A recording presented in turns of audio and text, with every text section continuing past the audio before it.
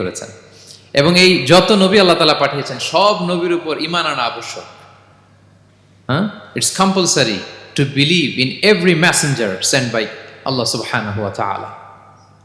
To validate our faith, আমাদের ঈমানটাকে preserve করার জন্য সব নবীর উপর আমাদের ঈমান আনতে হবে, সব নবী।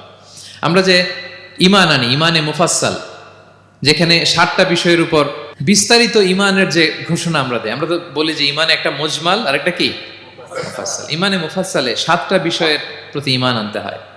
আমানতু বিল্লাহি ওয়া মালাইকাতিহি ওয়া কুতুবিহি, তারপরে ওয়া রুসুলিহি, পাইছেন?